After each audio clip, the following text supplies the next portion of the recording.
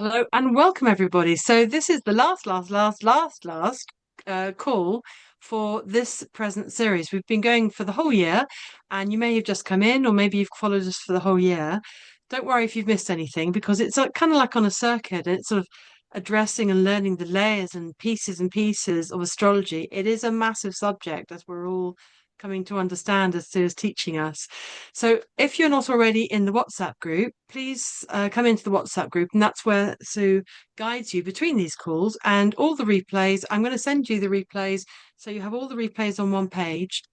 And then after this call, we had to split it into two because we did try to put it all into Friday's call, but it was just wasn't going to happen. So Sue decided to do six star signs on Friday and six star signs today. So that's what we're doing today, the last six star signs. And then we at the end, we're going to be announcing the new series, which is very exciting. I didn't know that was going to happen. And we're going to announce it at the end of this call. So I'm your host, Althea Finch. I'm the creator of the Pain-Free method. And as well as teaching people how to be pain-free with my method, which if you want to know more about that, it's at painfreedom.co.uk. As well as teaching people how to be pain-free, I also host radio stations and also this wonderful course with Sue, astrology course for beginners and refreshers. So I don't know anything about astrology. I'm just a baby like you. So Sue, all over to you. Thank you very much. Well, today we're looking at Libra to Pisces, and they correlate to houses 7 to 12.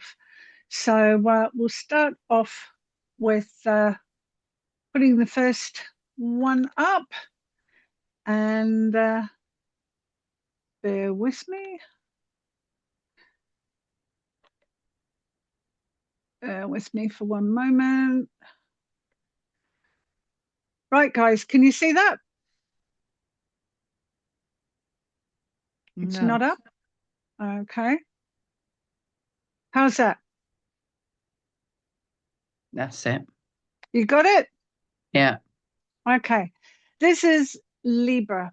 Now, just before I go forwards into Libra, it popped up in the group chat that one of our group couldn't relate to the negative aspects of one sign. Well, there's positive and negatives, and there are lots of, like with Libra, you've got some pretty negative things like victim, can't make decisions, but there's also this positive. And you may, if you have a strong Libra, you may be able to make decisions, but it may take you a little bit longer. So be careful if you reject something really quickly, because there might be something there that if you really get honest with yourself, yeah, I can accept that.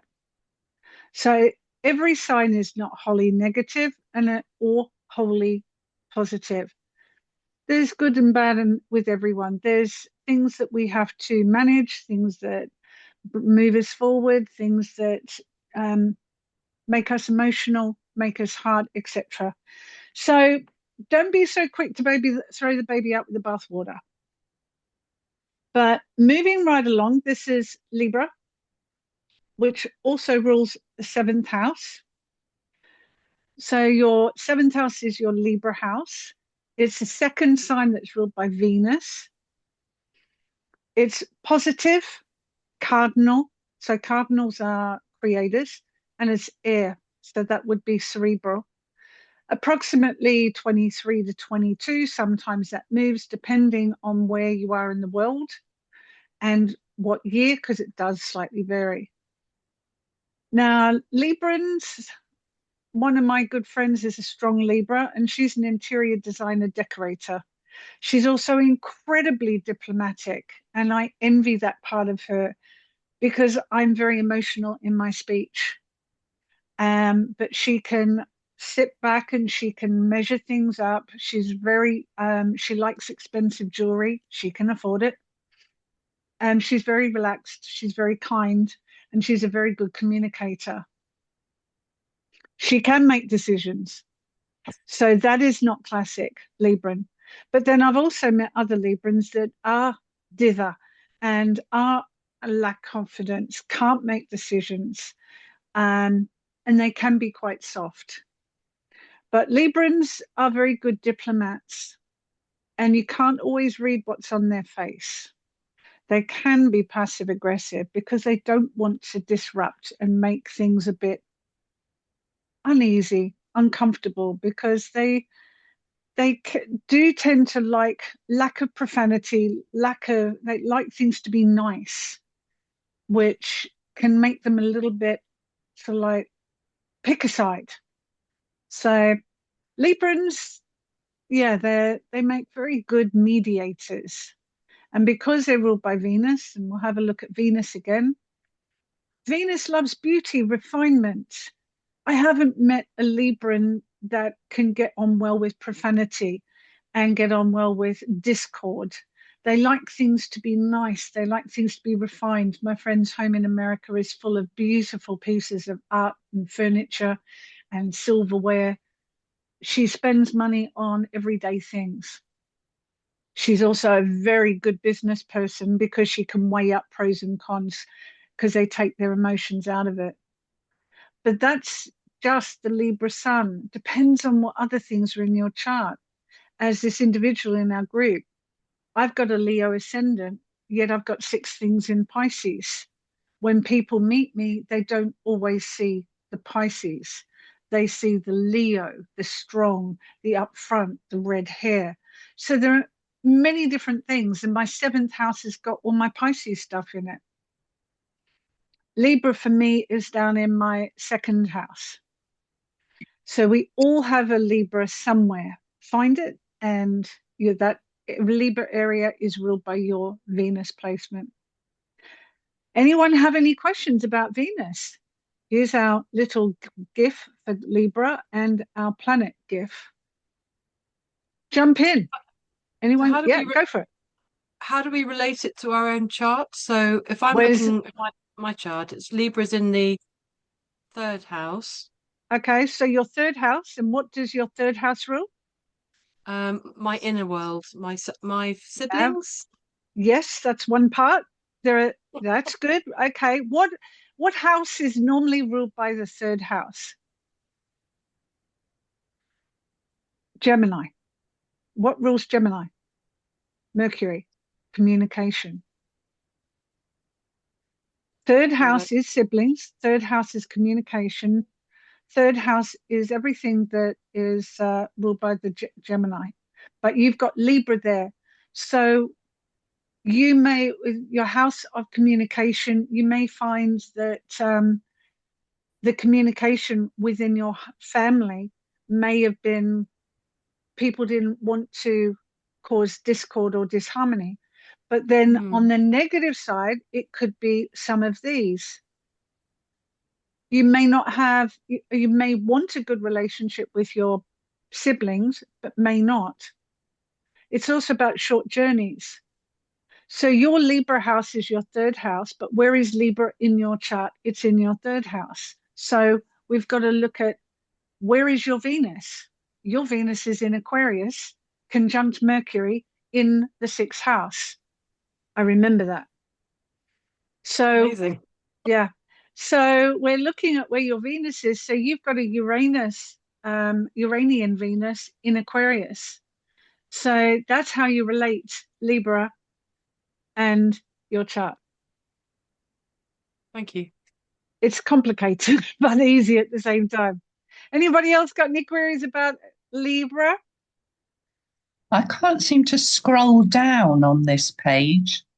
Well, I haven't scrolled it down. Oh, There you see, now it's scrolled down. Is that what you're talking okay. about? Yeah, Is that yes, that is. okay? Yeah, you Yep. can't. I can. I've got Oh, control. okay. Sorry. That's okay. No, good question. Sue, Yeah, go for it. What? apparently Libra is my ascendant, Okay. so I don't So quite know. your your your Excuse microphone me. is a bit crackly, but if your ascendant is Libra, then your personality you won't want discord around you. You won't want vulgarity around you. You may forego what you need to keep the peace around you. You would like a home that is quite comfortable. Your Venus, if memory serves me right, is actually Cancerian up in the 10th. Yes. So you will want a very comfortable environment that's homey. So someone who is aggressive or angry, you will find difficult to deal with because Libra doesn't like discord, which is why I say Libras can be passive aggressive because they'll be more sarky rather than what the bloody hell are you doing and confrontational. Right. So one of the things Libra ascendant might need to be is assert your boundaries better and don't be frightened of saying no. Because you don't want to upset someone and make them feel bad, but you will make yourself feel bad because you did not put your boundary down and you may feel victimized, used, etc. Because some of the negative ones here is martyr and victim and codependent. So if you don't put a boundary down and you forego what you need for the sake of peace, resentment, and resentment can breed ill health. Does that help? So we Oh, look at, yes. yeah, Thank you. that's okay. I have a memory for remembering charts, so You it's have a my prodigious memory. I'm impressed. no, it's because I had a brain cyst and my brain works differently. But Oh. yeah, uh, it's uh, I'm pretty unique in that respect. Anybody else got any questions or how Libra or how Venus works in your chart? No? Okay. So with that, Just without wanted to any, ask, Thea, did you manage? Do you have your star chart downloaded? Okay. I know the others have, but I'm just wondering if you're okay, Thea. has your chart been done, Thea? Because I can do it on the spot on my phone and add it to the group. No, not responding. Okay, no bother. Right. So moving right along. Sorry, Next, I was muted. Yeah, I yes. couldn't reply. Yes, I have my chart. I'm crap at computers, so I can't upload it, but I know what my chart is. Okay. I've got Okay. a hard copy. Excellent. Do you have any questions about Libra? Not really. I don't have much Libra. I don't really have anything in Libra. Doesn't matter. You will have a house that has a Libra in it because it's one of 12 signs and you have 12 houses. Do you know where it is in your chart? Um, must be the second house. What's your ascendant? Virgo. Virgo. So Libra comes after Virgo. So it could be second house. So you could have Libra on your money making house, which is Taurus, and it's ruled by Venus. So Taurus, the Venus is ruling your second house because it's a co-ruler with Taurus. So with your second house with money and personal belongings, again with Venus there, you would like nice things. Whether you can afford them or not, it remains the question. But you would like drinking tea out of a proper teacup rather than an earthenware mug, things like that. And nice fabrics in your clothing. And whether you can afford them that is the question. But Venus and Libra on the second, or even Taurus on the second, makes for someone who likes nice things. Doesn't mean that you can afford them, but it means that you might like them, and nice food as well. So Oh yeah. the finer things in life. Taurus and Venus, and Libra and Venus, they sort of show themselves in different ways, but you like the finer things. Good coffee, good tea, nice teacup, a nice meal, food, not cheap, but you can be champagne taste on beer wages. But my one thing about it is don't be so swift to give money away to make others feel better. That's one thing that the Taurus and the Venus and the Libra Venus in the second house can do is that you want people to share in your love of nice things. So if that's the case, it could be why you haven't got champagne taste with champagne wages. Anything else on the Libra? No? Excellent. Moving right along to the next sign of Scorpio. God, Scorpio gets a bad rap, doesn't it? Here's the glyph for Scorpio, and that's Pluto. And again, October 23 could be 22, November 21 could be 22. So depending again where you're born. I like Scorpios. I get on with them. The one thing I've noticed that all the Scorpio or heavily Scorpionic people I've met are secretive of their own inner core. You may know them superficially, but to really get to know a Scorpio to the core of their being is a near on impossible task, so don't try. Scorpios are walking lie detectors. When they're in negative phase, they can be very cruel, they can be very vindictive, they can be full of rage.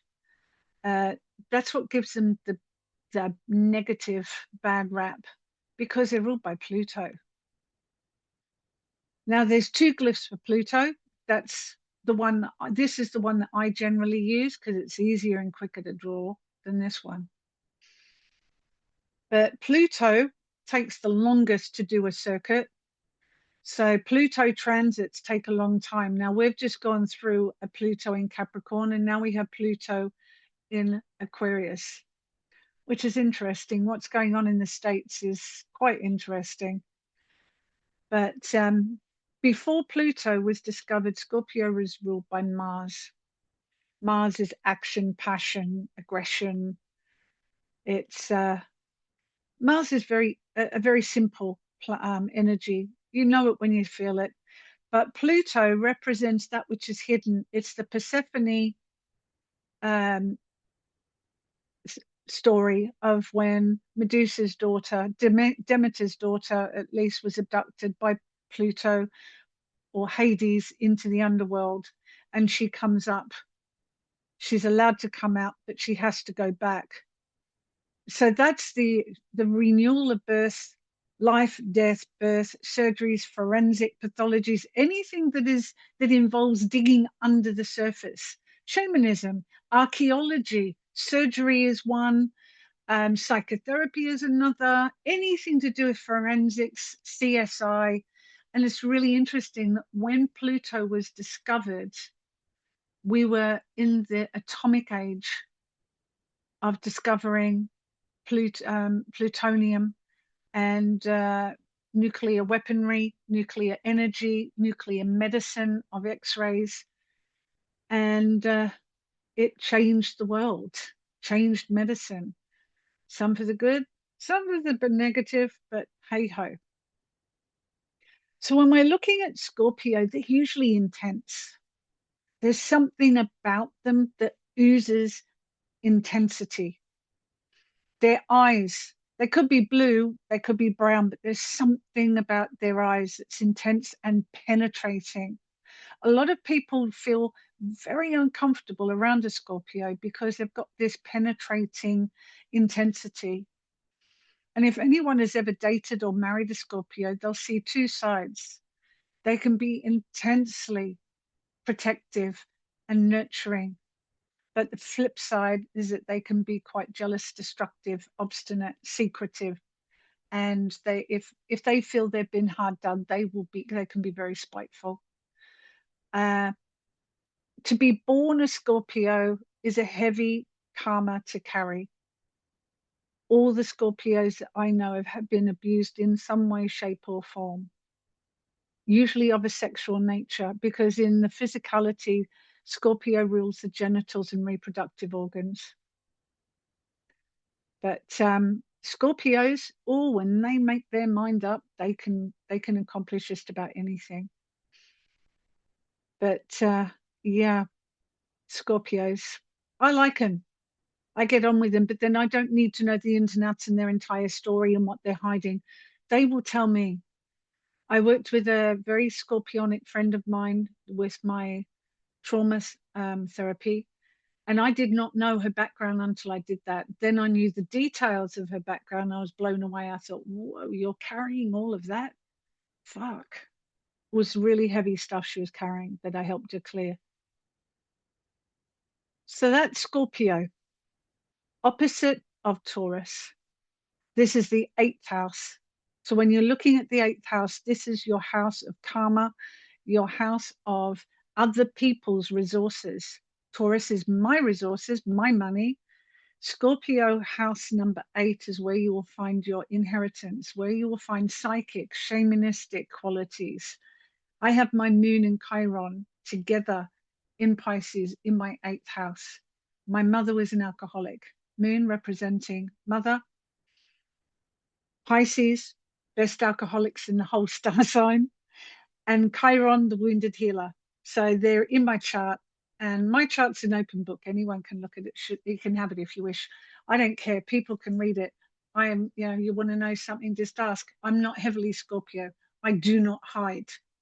Because as soon as you hide away, people want to know more. If you're an open book, so with my moon placement, with my Chiron in Pisces in Scorpio's house, it's a moon that's got a scorpionic edge because it's in Scorpio's moon. And there's my wounds that were created by my alcoholic mother. So it's there. It's all in a chart. So that's Scorpio. Does anybody have anything they'd like to, any questions or anything you'd like to add about Scorpio or stories about dealing with the positive or negative aspects of Scorpio? My younger son is a Scorpio, but he doesn't come across that way at all. And He's more like his Gemini moon, really. What's his ascendant? Taurus. Okay, so initially he would, then his sun is either in his 7th or his 6th house. Do you know which house?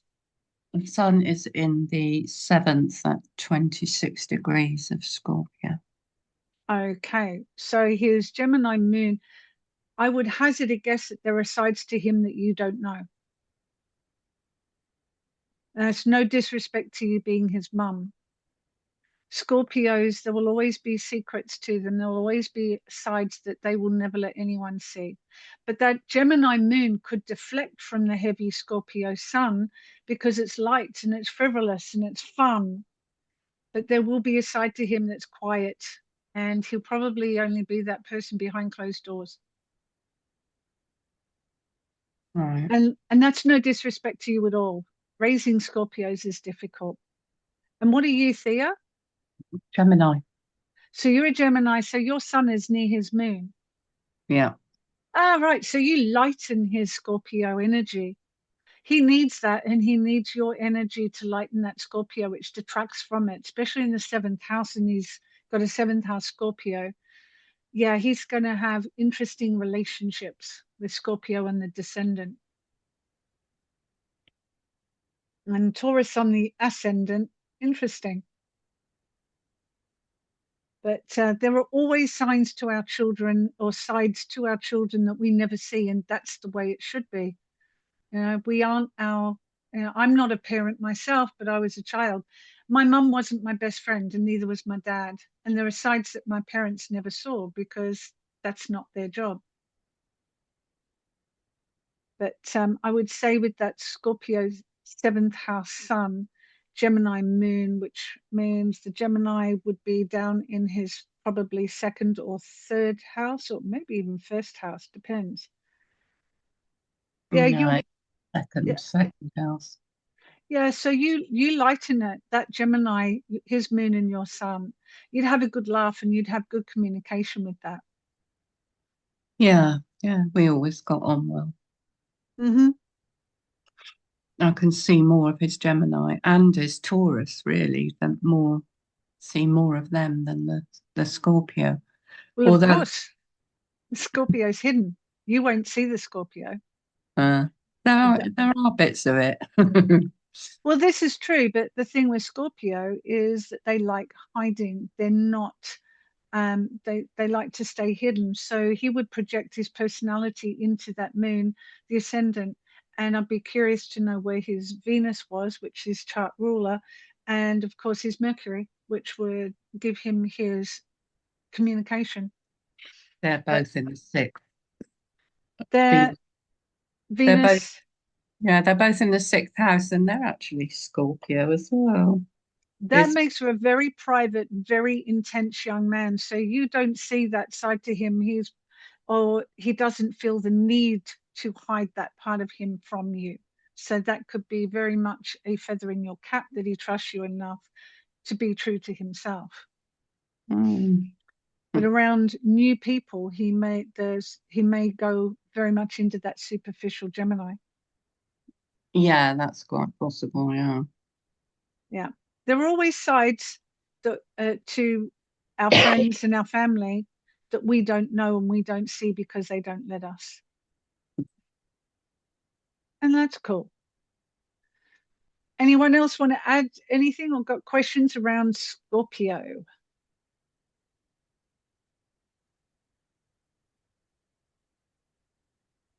No?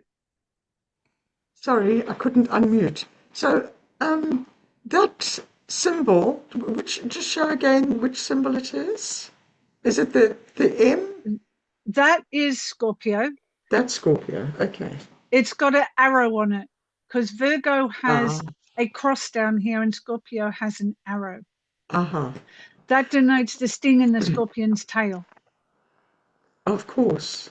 Hmm. And Sue, what is the symbol by the head of the scorpion?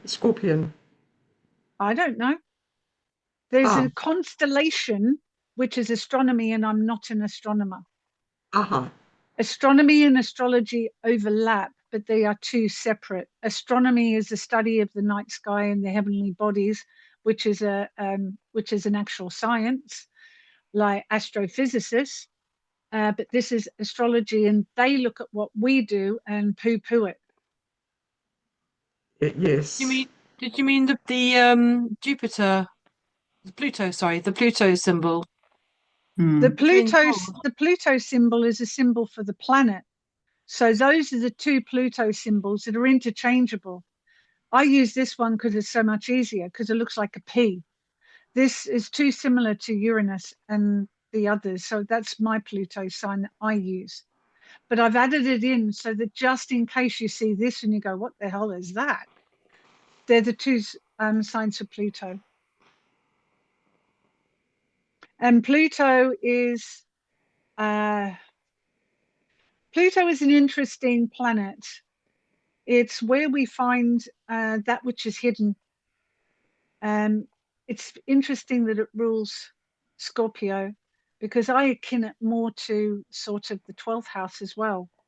That which is hidden, 12th house is a house of undoing. But anybody who does healing work and surgeons as well, because their surgery is all about cutting out the canker, cutting out the bad things, repairing. It's also pathology. I used to massage a surgeon, and he had Mercury and Pluto together, and it was all about digits because Mercury is about fingers, and he did really fine suturing on plastic surgery, and he is London, one of London's top facial plastic surgeons, and his suturing work is amazing, and I've seen his work. He transforms people, Pluto and Mercury. Without the dexterity in his fingers, he couldn't do the suturing, and he invented his own style with the help of a Japanese doctor in spirit. And he's an amazing person. And his wife is a healer, an energy worker, one of us. So it's quite a duo that they've got going there. But yeah, Pluto, it's a long, slow process of chipping away and healing that which is hidden. Any other questions around Pluto and or Scorpio? No? Sorry, I see if I can get this question out right. The influence of Pluto in Leo. How would you? You've got Pluto in Leo. Yeah. Then Pluto in Leo is generation. It takes about, 20 years sometimes to go through a sign. So you're looking at your generation of everybody who was born with Pluto. Myself and Althea, I think pretty much we're Pluto in Virgo. So I wouldn't be looking at your Pluto in Leo. I would be looking at what is your Pluto in Leo aspecting and what house is it in. Pluto on its own is generational. Right. So everybody born in a 15-year time frame will have Pluto in Leo. It's how it influences the rest of your chart. Does it Okay. sit? If Mars is sitting on top of your Pluto, that is the most calamitous, horrible thing that you can ever have in your chart. It's the worst that you can get. Right now, we've got it in the sky. That's why there's so much aggression on the planet. Also, why the weather's gone skewy, why we've got seismic activity, because we've got Pluto and Mars together. It's the worst combination in the entire zodiological configurations. So I would be looking, and it's very difficult to carry if you're a person. So I would be looking at how does your Pluto, pardon me, interact with the rest of your chart, and which house is it in? The house that it's in will be the area of your life that needs overhauling, that needs healing, that needs where maybe your ancestral trauma is. So that's what I'd be looking at, and then how it interacts with your chart. Right. Does that help? Yes, thank you very much. You're welcome. Anybody else got anything? Just doing a bit of timekeeping check here, Sue. Yep, We've come halfway through. yep. So going on to Sagittarius. Right, Saggy. Saggy's really easy. It's a ninth house. Saggy, ruled by Jupiter. There's a Saggy sign. Saggy just wants freedom. If anybody knows anything about Sagittarius, I was married to one for 33 years. They're spontaneous, they're gregarious, they're outgoing. They love travel, but they've got a razor sharp tongue. They can say things. They're nonconformists. They just want to experience life in all of its glory, but not to the point of gluttony like Taurus. Taurus can be a bit of a glutton. Sagittarius wants to try everything because life is a banquet and they want to try a bite of everything that is on the banquet table. Then very difficult to pin down. If you're dating a Saggy, good luck, because they need to have the illusion of freedom. So my husband, he would go out and have drinks with his mates. And because I didn't nag and I didn't so like, when are you going to be home? He came home of his own volition because he knew he wasn't under the thumb. I quite like Saggies, even though they're squared to me, because they're broad-minded. They're ruled by the ninth house, which is long distance travel. Jupiter always wants to learn stuff. They're just really good fun. And Sagittarian children can be gregarious and outgoing and hard to rein in because they get bored. They can be a bit ADHD. These are the guys climbing mountains because they're there. These are the explorers. They don't want to be tied to an apron string. They don't care about fluffy pillows in a comfortable house like a Cancerian. They're just like, yep, okay, off we go. All of your explorers that we've ever known could have quite possibly have been Saggies, especially in the days of like Magellan and Columbus and Captain Cook and all of that lot. That took some guts to do that because no one knew what was on the other side of the horizon. First men in space could be a Saggy. So Saggies are great, but they're not always the best of partnerships, not family people. Leave that to the more introverted signs, Cancers, the Virgos. So ruled by Jupiter or Zeus, which is the king of the gods. It's the biggest heavenly body in our solar system. So when we're looking at what rules Jupiter, what rules Zeus, it's about expansion and growth, luck and optimism. This is known as the great benefic. It brings benefits. Where do you want to expand? It's also humor and prosperity and wealth. It's also higher education, where your third house is about education, but it's more primary school. This is more PhD. And this is where you find your lawmakers. And it's also where they formulated religion. Because after all, it's, you know, Zeus is king of the gods.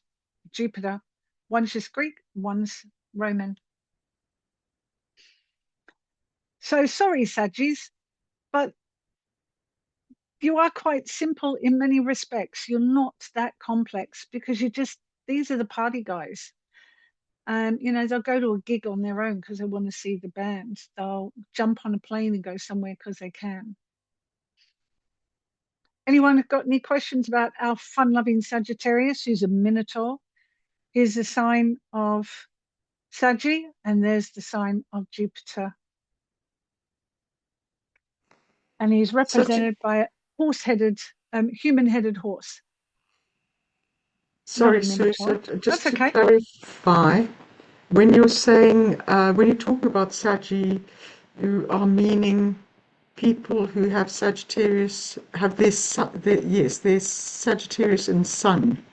Their Sun in Sagittarius? Not necessarily, because you could have a Sagittarius ascendant.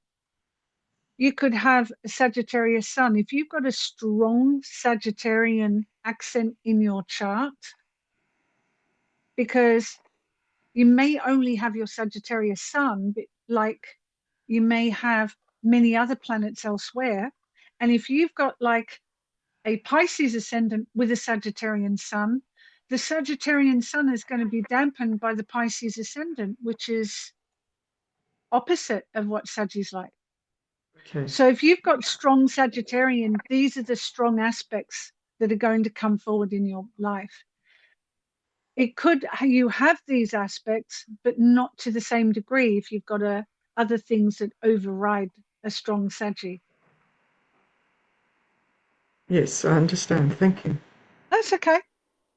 Anyone got any other questions? That was a good question, Oriana. Anybody else? No? Moving right along. Two more. Right, we got Capricorn.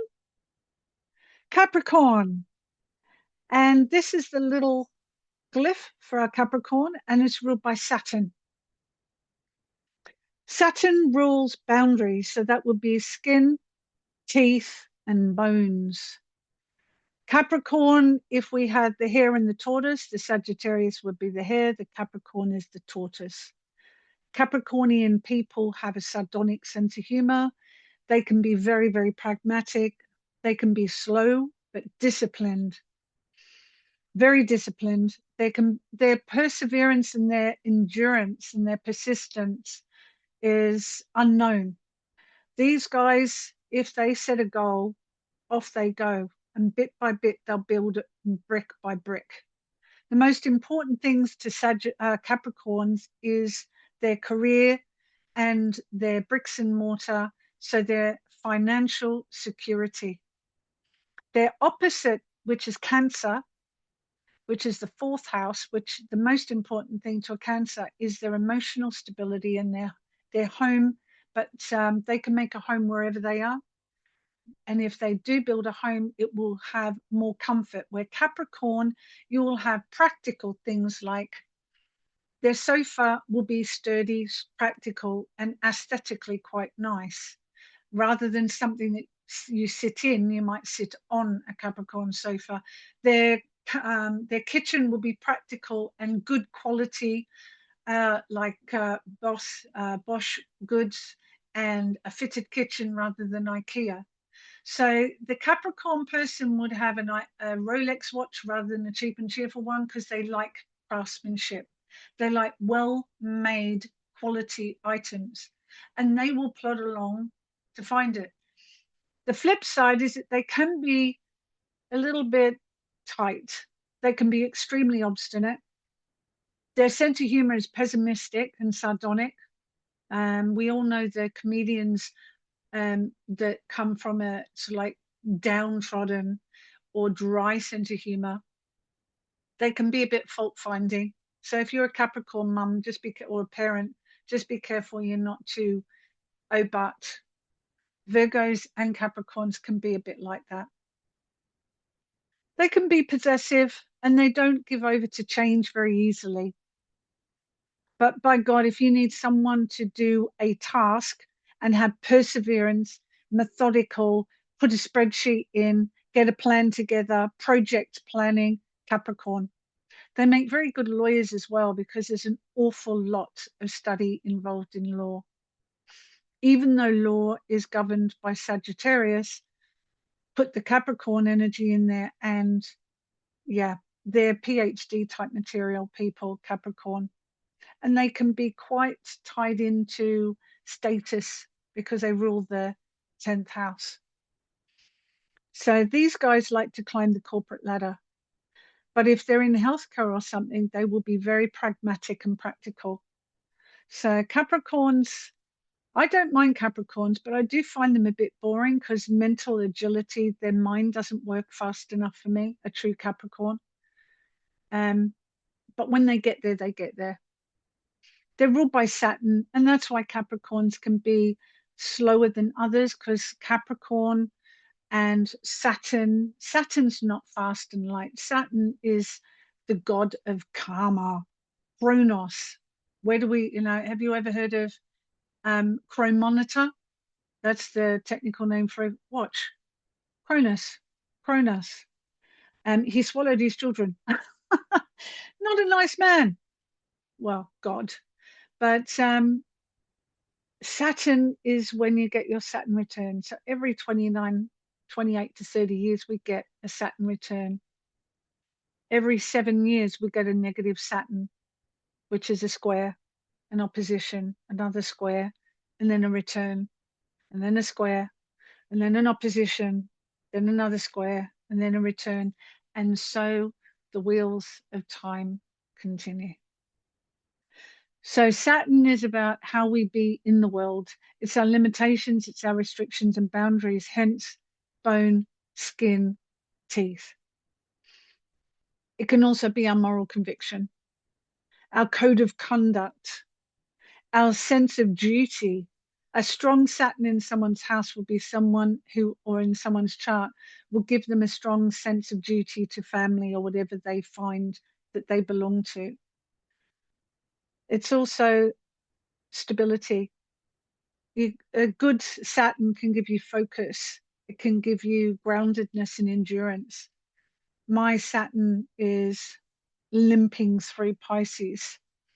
It's sandwiched between Mercury and Mars in Pisces, and it sits opposite Pluto and Uranus. It's not a very healthy Saturn in Pisces. So I do have problems staying focused. And I can get very lazy because I just don't have a strong Saturn to stay on key unless I find a passion. But it's also known as the Lord of Karma. Saturn is hard. When Saturn hits by transit, you can feel Johnny name-mates, you can feel alone, you can feel isolated, you can feel unloved. It's a very difficult transit sometimes. And if you have Moon Saturn touches in your chart, that's tough. Saturn is not light. Anyone have any questions about Capricorn or Saturn? I've got Capricorn in no house. Sagittarius is the 5th house and Aquarius is the 6th house. So how do I understand that in Capricorn? Okay, that means that it's intercepted. It means that the whole sign is within a house. So that means we look to your Saturn. Where is it? I believe Saturn it's is in in Pisces. Saturn is in Aries. Oh, it's in Aries. Okay. Then that's So just let me get that clear. So so I see Saturn and it's within the Aries box. Is that that's fine. You've got an Aries right? Saturn. Yep. So the rule of Capricorn is in Aries. So again, your Saturn is not in a good place. Your Capricorn is intercepted. You would have difficulty remaining focused, to be pragmatic, to be grounded and persistent and patient. You will have to learn that the hard way. It doesn't come naturally to you, or you would turn away from it. If it's Well, in the, I thought Capricorns, doggedly keep going. yeah, So but you don't have, why am I? because it's intercepted. You've got Capricorn wholly within a sign. If it's intercepted, the whole sign is within a house, which means if your house cusp is in one sign, then you've got Capricorn, and then the next house cup is in the next sign. That means all of Capricorn and Cancer is called intercepted. So we're looking at the ruler of those intercepted houses. So with the Cancer, I'd look at the moon. What sign is it? Where is it placed? Where's your Capricorn? Where's Saturn? What house? Where is it placed? That's a whole different thing when you have an intercepted sign. And also, as something goes through your Capricorn, it will activate it more. But it means that things that are Capricornian Saturn you may find difficulty in accessing. I mean, it doesn't mean you can't. It may mean that it just doesn't come naturally. Okay, so to understand how to read my chart, I look at what Saturn in Aries means, what the Moon in Pisces means. Yep. Like, Anyone else for anything about Capricorn and Saturn? No. Right. Then we'll get on to Aquarius. So Aquarius, positive fixed air is the water bearer, but it's actually an air sign. Aquarians, in a word, are the aliens of the whole sign. That's the Aquarian, the waves, and it's ruled by Uranus. It used to be ruled by Saturn before Uranus was discovered. But Aquarians are interesting people. They can be a little bit sort of, you either like them or you don't.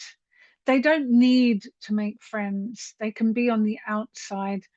They're they're quite humanitarian. They don't see race or color. Quite often with an Aquarian, they will know, I mean, they won't see gender. They won't see whether or not you fit in a box. They are the true humanitarians. They're imaginative and resourceful, and they do think in strange ways in comparison to the rest. They're unconventional, but they can be a bit cold because they greet life with intellect, and they can be all of these things. I've never known one to be unscrupulous. Yes, I do. I know an Aquarian who would sell his own grandmother for money. But Aquarians, I find it difficult to pin them down. They rule the 11th house, which is all about groups, friends, acquaintances, and communities, associations, which could be the Masons, it could be the WI, it could be the Scouts, it could be your knitting group down the road. It's all about groups. And what you're seeing at the moment with Pluto in Aquarius and what's going on the streets in America is classic Uranus. The masses of people and humans are coming out on the street to protest against what's going on. It's an interesting time because Pluto's going through Aquarius. It's certainly interesting times. I find it difficult to pin down Aquarius to describe them, but most of the time I find if they don't have well aspected moon, they can come across quite intellectual, cerebral, and lacking emotion. A lot of children born to Aquarian mothers feel that the Aquarius mum lets them get on with things when actually what they needed was a bit more hands-on emotional connection. So Aquarians can be detached. and I've got Aquarius on my descendant, and I ended up marrying someone a lot older than me and from a different country, which is classic Aquarian. Getting on with somebody outside of your socio-economic or even racial origins. And Althea, you've got an Aquarian descendant, and you've got Mercury and Venus in Aquarius, and you married out as well. The father of your children is not from your socio-economic background.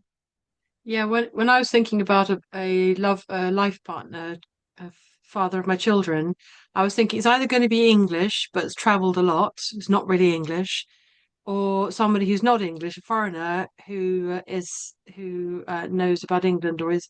That's what I went with, a foreigner who was in England. So when we're looking at Uranus, and this is dovetails in with what you just said, it's about individuality and revolution. So you went against what was expected of you to marry sort of like a white English dude. Uranus was discovered at the time, if you think back in history to the Summer of Love in America with Woodstock, with the civil rights movement, Pluto and Uranus were together in Virgo. We had women's rights, so we had individual freedoms, but we also had people on the streets rebelling against to break away from traditions and conservatism. The music at the time was hippie, men wearing long hair, women being sexually liberated or promiscuous, depending which way you want to look at it. They also had lots of innovations because there's the genius for thinking outside the box. And this is a generational planet. It takes 84 years to do a circuit. So when we're looking at Uranus and Aquarius, where do you rebel? Where do you not conform? Where can you think outside the box is where your Aquarius and your Uranus. It's always fascinating. And I'm born in 66, so I was born during the Summer of Love. And I've always, if someone says to me, jump, I won't say how high. I would always say, why? So that's Aquarius. Anybody else got anything to add? Or any questions on Aquarius or Uranus? I've got Uranus in Scorpio. Yep, that's generational. So you were born the generation after me because mine's in Virgo. So it's talking about the generation that I was born. Correct. This is about the subculture of you growing up as a teenager, is generally how your Uranus will be manifested. I was born in 66. I grew up in the 80s, which was the gender bender, new romantic, new music was all synthesized. So the 80s was also, the clothing was big and loud, and the hair and everything was big and loud. So that's the counterculture that came from, and the 70s was punk, was also rock and roll, and it was the end of the hippie era, which was the 60s. So every decade and every era that Uranus moves through gives you where the teenagers rebel. So yours was the Scorpio, yours was the dance, the rave scene, the ecstasy.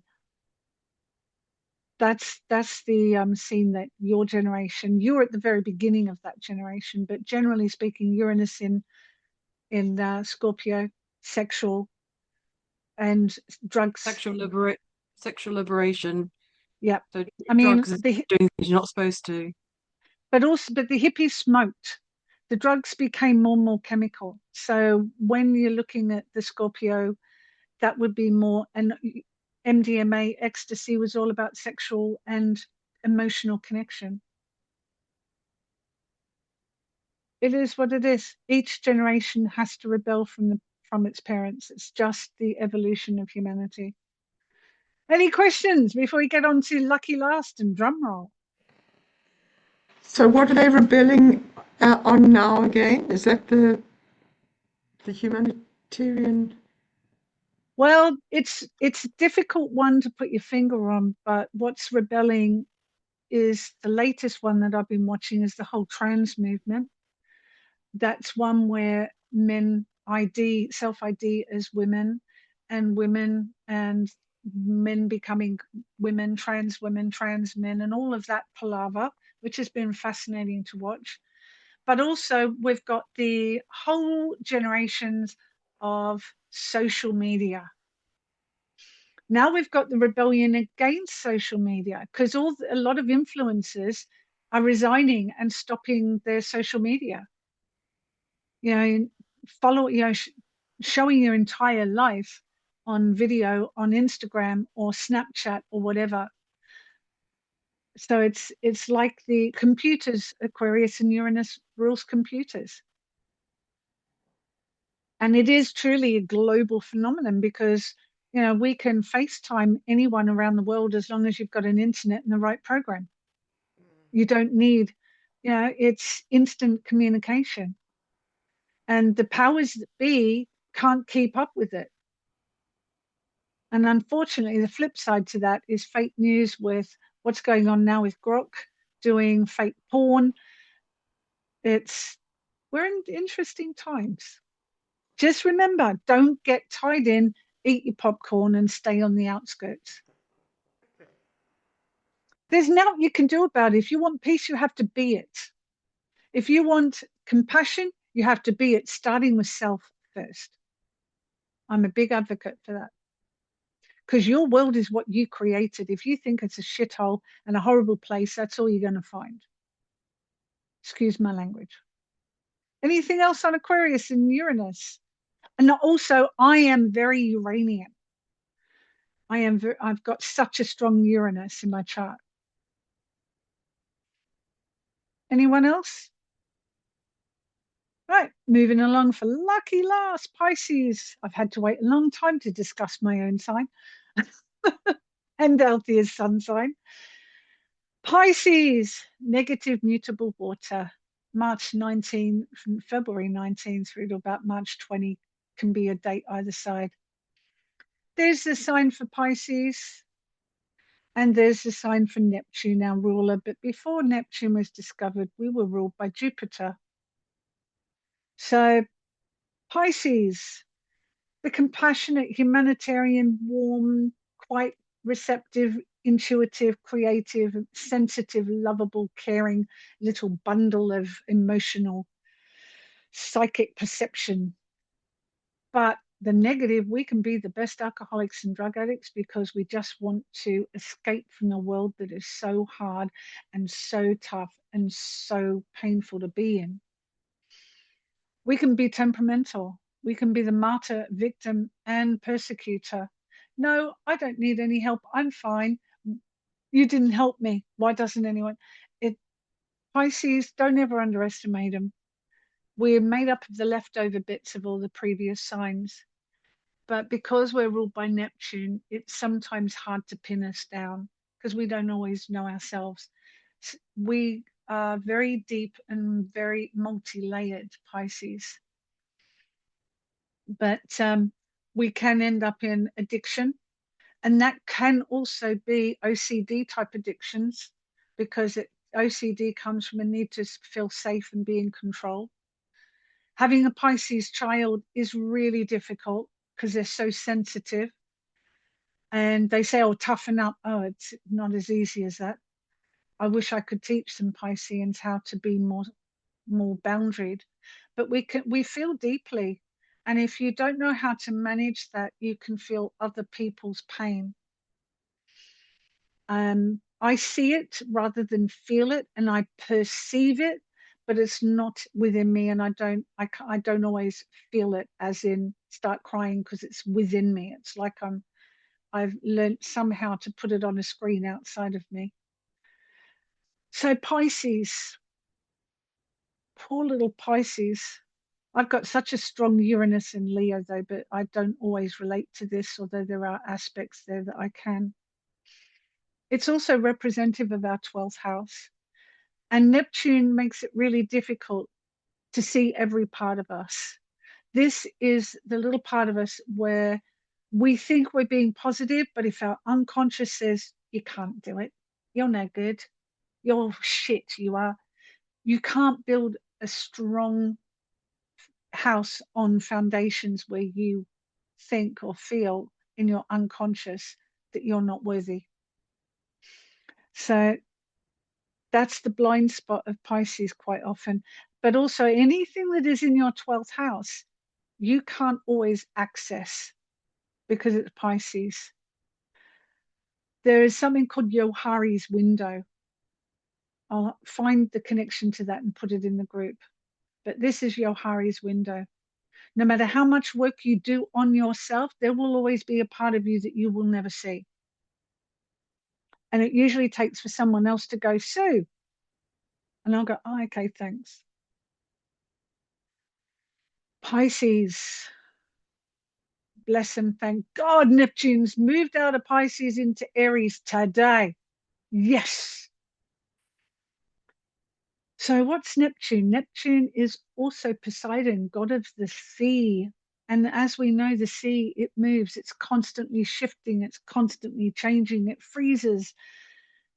It gets hot, it gets cold, it boils. Water is the only element on this planet that comes in all forms: a gas, a solid, and a liquid, as far as I know. So it's really difficult to pin us down. We're the mystics. And wherever your Neptune is, and I've got Neptune in Scorpio because, again, it's a generational thing. Everyone around, because it's 14 years plus through each sign. Again, where is Neptune? Is something making an aspect to it?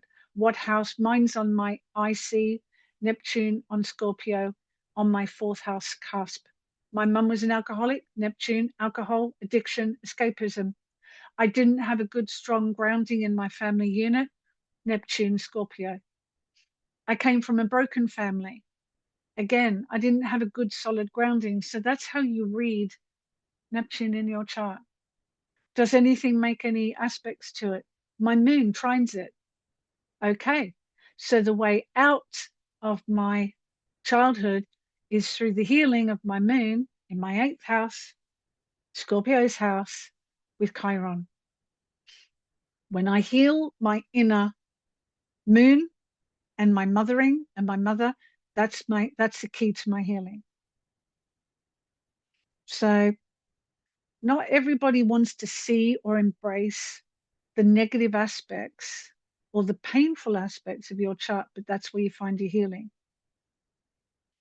And also Neptune is, as well as being illusion, it's movies, it's art, it's theater, it's fantasies, it's escapism of all kinds. It's from Mozart through to Eminem. It's, science fiction in movies to opera on the stage. It's all of that and more.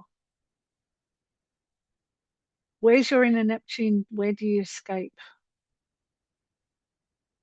Or where do you escape from? Where do you escape to? Where do you express yourself artistically? Any questions about the huge subject that is Pisces and Neptune? Neptune confuses, it muddies the water because you can't stand on Neptune like you can stand on the Earth that is Saturn.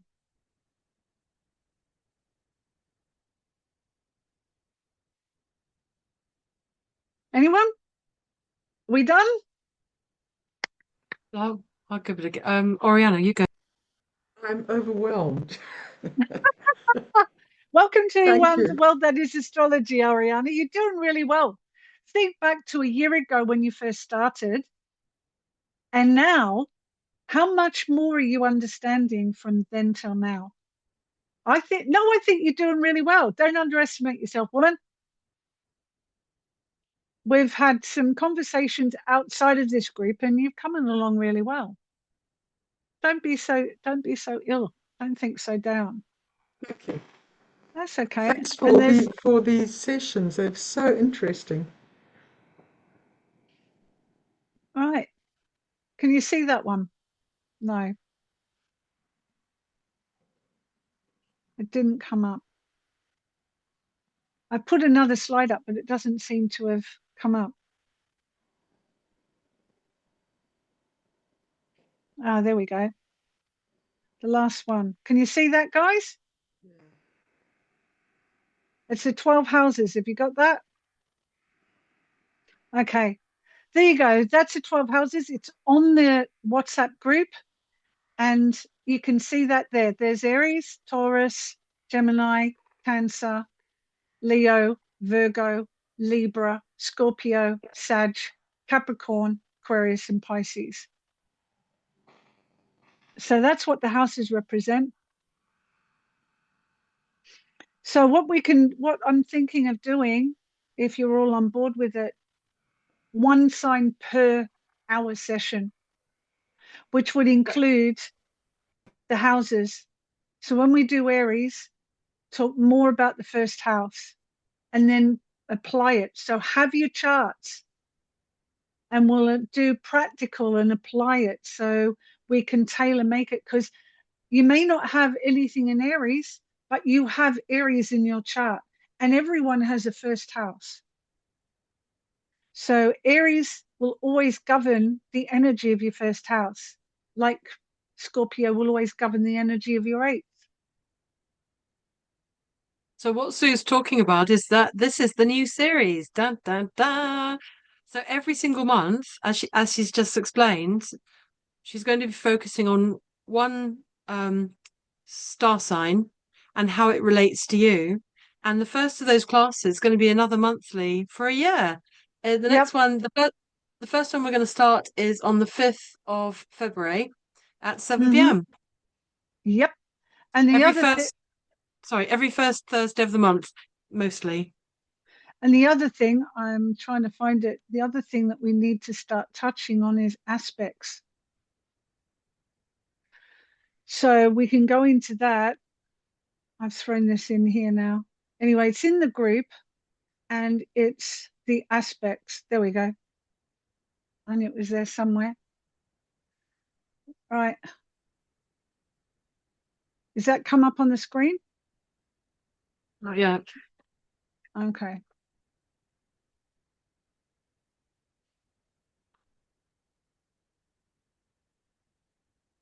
There we go. Oh, Right. no, Is the that wrong it? one. Oh. No, it's come up with the wrong one. Right. No, it's okay. Right. Do